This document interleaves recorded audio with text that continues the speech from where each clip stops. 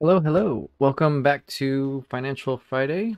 And today is kind of another vague topic. So we're going to see if we can get to the crux of this, get to the heart of things. And I guess we'll start off with the main topic. And it basically goes like this.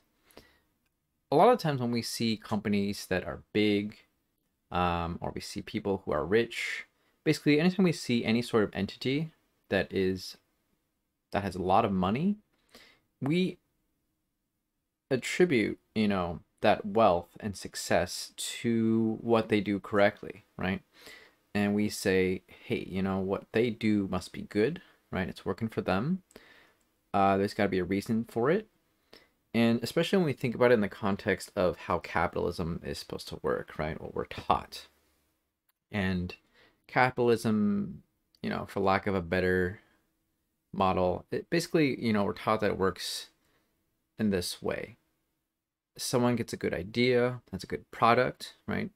And the better it is, the more people will pay for it, the more people that will buy it, and there is a mutual, benefit, right? The person selling or the company selling their services and goods, they obviously, gain a larger share of the market. They will get more money, which they will use to improve their product. And as a result, the people buying will get better and better products for whatever they're paying, right?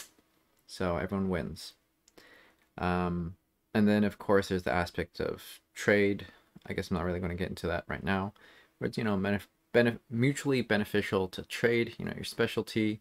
That part I agree with actually, right? Like if your country has a lot of resources, like resource A, very good at harvesting, mining, whatever this resource, and you can do it cheaply, right? And then another country wants that stuff and they have resource B, they're good at making or getting it, then you trade. But it's this first aspect that I think sometimes deserves a little bit of questioning, that people don't challenge enough. And I think the crazy thing is there are a lot of real life examples where there are issues with capitalism, or at least how we implement it, in terms of like how relative to how we kind of have constructed the model of how things work. So let's tackle each bit of this model one by one. Number one, when a company makes a better product, they're going to capture more of the market share, people buy them. Basically, a company's success is based on a good product, right? Now, there are a few reasons for why I don't think this is true. Number one, so let's say you're in the, let's just say shoes, right? Whoever makes the best shoes, people will buy their shoes. Here's the thing. There are so many different kinds of shoes, right? Are you making running shoes? Are you making heels? Are you making, rock climbing shoes, ski boots? There are so many different kinds of things that could be qualified as shoes, right? And so when we say you're good at selling shoes, like what kind of market are we talking about here? And even within the same sort of product, right? Let's just say running shoes. It's not like there's just one running shoe everyone's trying to make. There are a lot of different tacks or paths that people have taken to making a running shoe. Are you making a running shoe for the top tier of competitors? Are you trying to make a shoe for the budget consumer? Are you making running shoes for people with, are you branching out into like people with very narrow or very wide feet, people who need arch support, right? So you're getting into a lot of different markets and demographics. So that complicates things even further. So again, it's very complicated to think about, who is making the best shoe. But in terms of the heart of the matter, let's say, we are competing in the same product. Well, what is to define the best shoe? Because guess what? When people go out to buy running shoes, how are they exactly supposed to tell which one is the best. One might feel the most comfortable while they're running. One may last the longest, for when they're running. Some may be the lightest, therefore they weigh you down less, which you would think, is conducive to good running. But on another hand, like if you're doing distance running and you are suffering from the impact of running a lot, then the lightweight might only, be good for some amount of time. But if you have a good design, good materials, at least a decent level of cushioning, you can run farther. Your shoe will last longer. So there are a lot of different aspects to consider when we're talking about best running shoe. And that's why there's so many different shoes on the market, right? There's no one clear answer.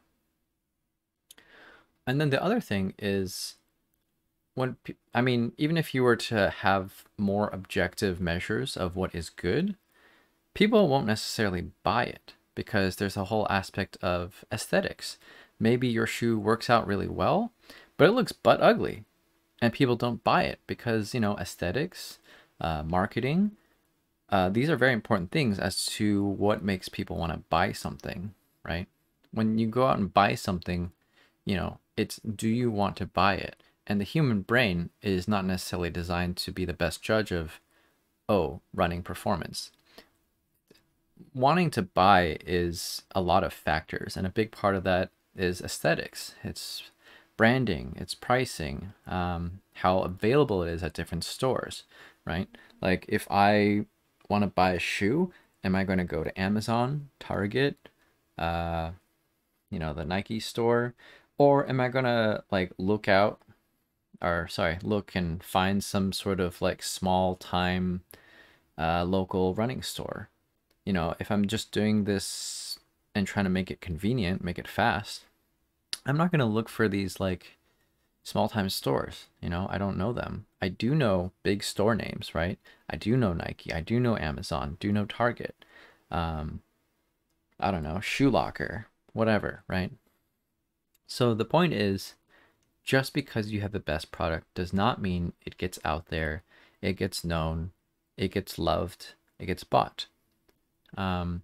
So yeah, I would say just that premise of the best product wins is something that is a very mass simplification of how capitalism works. Best is very, very subjective. And if you think about it, it's really best in a sort of Darwinian form, right? When we think about how different species, how they survive, how they adapt, which traits are the most valuable, right? It's hard to judge. In the end, it's really what survives, right? Companies that survive may not be the most this or that. They are simply the ones that meet the demands and conditions of their time successfully, right? So just because you are the richest company, because you are the most advertised company, because your product meets the highest production standards, these in and of themselves are not what are going to help your company, your product survive. It's simply, how are you going to make a profit? Whatever that may take. It's a combination of factors. If you make a profit, you survive. And that brings me to part 2, right? I think a lot of times we think, hey, if they are rich and successful, they are doing something good. They're doing something, that's replicable, right? Something that you can copy. And, we kind of mix up the whole cause and effect of things sometimes. There's this joke, and probably butchering this, but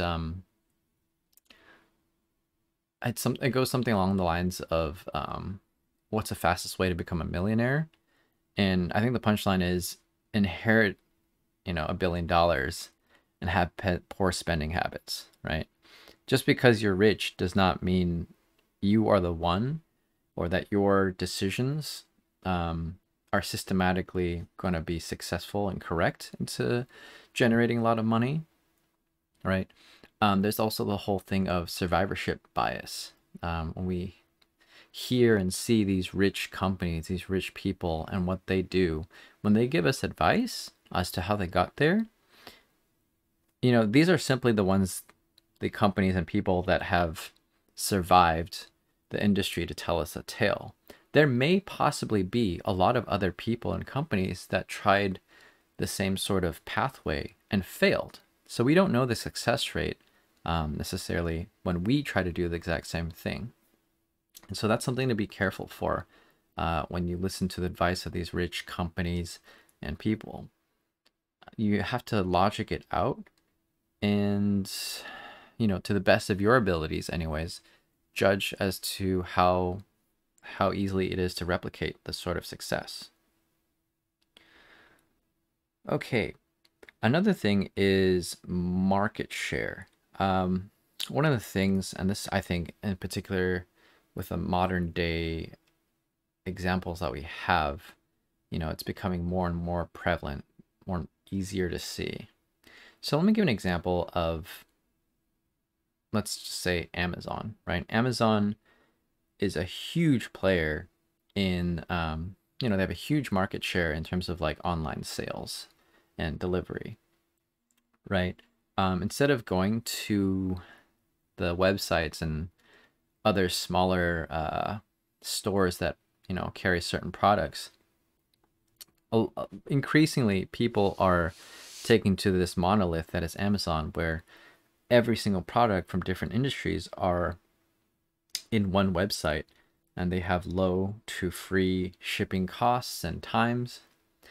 And if you look at Amazon, they were incurring losses for years and years and years, right? Before they ever turned a profit. And they did this on purpose because they were successful even all those years where they were turning losses. But what they were doing was spending money just purely trying to take market share, right? They knew that in the moment they weren't necessarily making money because they were spending it to just increase their power, increase their hold on the market. And the problem is, if we ever let any one singular company take hold of any one specific niche, we grow closer and closer to a monopoly, right? And that's always dangerous because that's when they can turn the switch on us. And I think a lot of companies are following in that sort of footstep, that sort of path, where you can say, hey, I'm out looking for the little folk. I've got great prices, great service. You should come to me. And that in and of itself is not evil, but the strategy is basically, wolf in sheep's clothing, where, you have the exact perfect model that you think will be perfect for consumers, right? Especially those who are more financially challenged. And that's great. But the problem is, if they are using that strategy just to take market share, and then once they get big, to flip the switch, where now they can leverage their position into increased prices, inconveniences. So maybe less so of an example with Amazon right now, but let's say with like StubHub, Ticketmaster, right, where they have all these like fees that are really just there because they can, right, because you don't have a choice. I mean, that's not good, right? The whole point of this system was to create a mutually beneficial win-win situation for consumer and producer alike. And when they flip the switch on you, where the producers have all the leverage, that's where the system breaks down. It's where the model, presents, or we see a breakdown in the model, right? The model we've been presented with is now a lie. So again, it's dangerous to allow these monopolies to happen. And I'm not saying that you shouldn't shop at Amazon. I'm not saying you shouldn't get your tickets from StubHub or Ticketmaster. But you should always be looking at the nature of the market and hoping that there is a healthy competition to things. Because if one monolith ever takes over, what exactly are we going to do about that, right? The legislation is often toothless against this sort of thing, where They're like, we're not going to be a monopoly. We're going to split, into multiple companies. But realistically, from the consumer's point of view, we're going to be hurt, right? So I guess in terms of action, whether it's shopping less from them, if you can find decent alternatives, whether it's starting your own company, right? Getting the word out.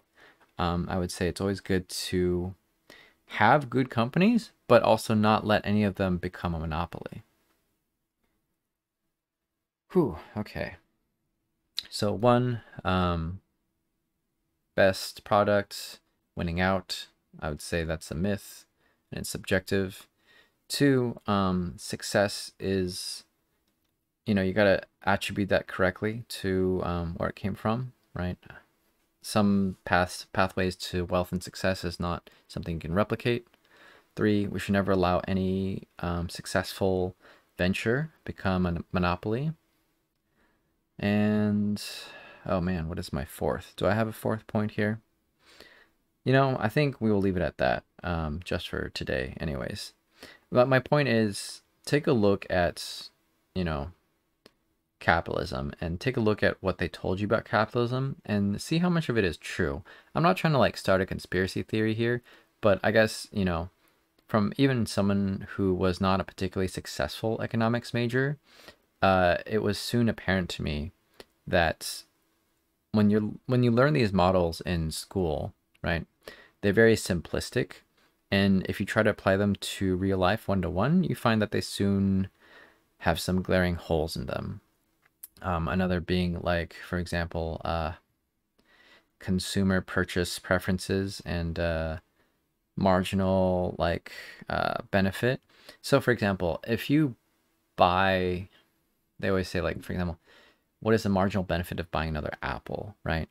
And of course it depends on different consumer preferences.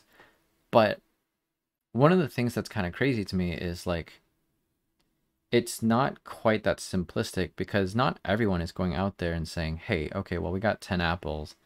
How much do I really enjoy that next apple? Obviously, people are like, okay, well, I don't necessarily want 1,000 apples in my house. That's not a good use of my money and the space in my kitchen and wherever else I'm going to be storing apples, right? But it's not quite like, each apple is giving me like $50 or 50 units worth of happiness. And I'm only paying like, I don't know, 25 cents, 30 cents per. And then by the time you get to your 10th apple, you're like, okay, well now Apple's only providing me with like, 10 cents or 10 units of like happiness. So it's not worth it anymore. That the whole like shopping process, at least from anyone I've ever talked to, has never been quite like that, So we have these models and they do present the idea of like marginal utility, but the way that they're constructed and incorporated into these equations is one, a little dehumanizing, but two, and more importantly, not always exactly that accurate in terms of how it translates into the human psychology. So anyways, I guess the whole point of today's podcast is when you're learning about economics and finances and just how the whole system of money and wealth works, try to question a little bit about how accurate these models translate to your experiences in real life, because sometimes they provide a good foundation for understanding concepts, but they are not a very realistic model of how things work. So keep that in mind, and hopefully you have a decent Friday, and I will see you Sunday for Run Day Sunday. All right. Bye.